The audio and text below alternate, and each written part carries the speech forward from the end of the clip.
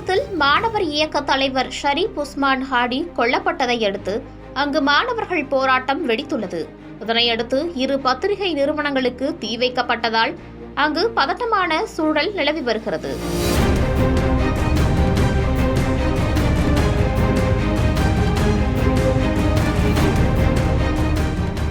மாணவர் இயக்க தலைவர் ஷரீப் உஸ்மான் ஹாடியின் மரணத்திற்கு பிறகு வங்கதேசத்தின் பல நகரங்களில் ஒரே இரவில் வன்முறை போராட்டங்கள் வெடித்தன. தனது வலுவான இந்திய எதிர்ப்பு பேச்சுக்கு பெயர் பெற்ற 32 வயதான ஹாடி வங்கதேசத்தின் 2024 மாணவர் எழுச்சியின் போது முக்கியத்துவம் பெற்றார். இது முன்னாள் பிரதமர் ஷேக் ஹசீனாவின் பதவி நீக்கத்திற்கும் வழிவகுத்தது. இன்குலாப் மஞ்சா தளத்தின் செய்தி தொடர்பாளரும் பொதுத் தேர்தல் வேட்பாளருமான அவர் கடந்த வெள்ளிக்கிழமை டாக்காவில் தேர்தல் பிரச்சாரத்தை தொடங்கிய போது முகமூடி அணிந்த நபர்களால் தலையில் சுடப்பட்டு சிங்கப்பூரில் உள்ள ஒரு மருத்துவமனையில் சிகிச்சையின் போது உயிரிழந்தார்.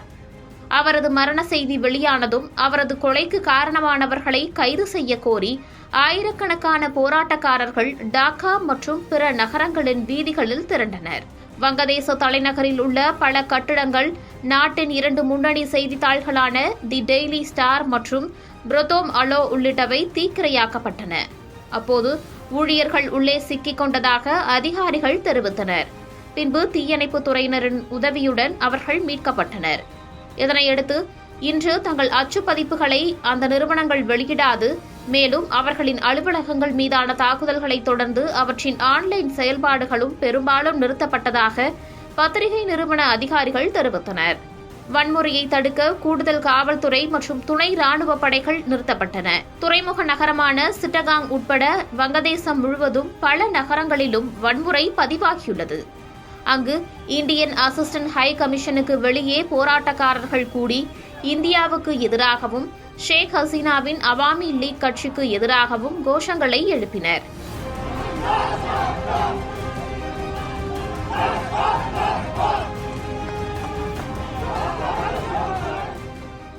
மேலும் பதட்டங்களுக்கு மத்தியில் உள்ளூர் அவாமி லீக் அலுவலகம் புல்டோசர் மூலம் இடிக்கப்பட்டது.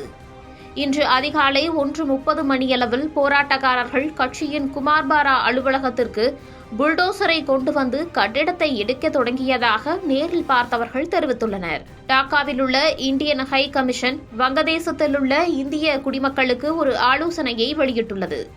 உள்ளூர் பயணங்களை தவிர்க்கவும் தங்கள் குடியிருப்பு வளாகத்திற்கு வெளியே அவர்களின் நடமாட்டத்தை குறைக்கவும் வலியுறுத்துகிறது. ஏதேனும் அவசரம் ஏற்பட்டால் நாட்டிலுள்ள ஹை கமிஷன் அல்லது அசிஸ்டன்ட் ஹை கமிஷன்ஸை தொடர்பு கொள்ளுமாறு அவர்களுக்கு அறிவுறுத்தப்பட்டுள்ளது. அமைதியின்மைக்கு மத்தியில் இடைக்கால அரசாங்க தலைவர் முகமது யூனுஸ் அமைதியை கடைபிடிக்குமாறு வேண்டுகோள் விடுத்துள்ளார். குடிமக்கள் சட்டத்தை தங்கள் கைகளில் எடுக்க வேண்டாம் என்றும் வலியுறுத்தியுள்ளார். மேலும் இன்று நாடு முழுவதும் இருக்கக்கூடிய மசூதிகளில் சிறப்பு பிரார்த்தனைகளுடன் தேசிய துக்க நாளையும் அறிவித்தார்.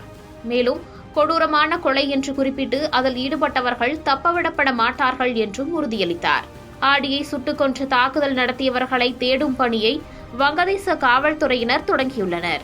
2 முக்கிய சந்தேக நபர்களின் புகைப்படங்களை வெளியிட்டு அவர்களை கைது செய்வதற்கு வழிவகுக்க தகவல் அளிப்பவர்களுக்கு 5 மில்லியன் டாக்கா சுமார் $42,000 பரிசு வழங்குவதாகவும் அறிவித்துள்ளனர்.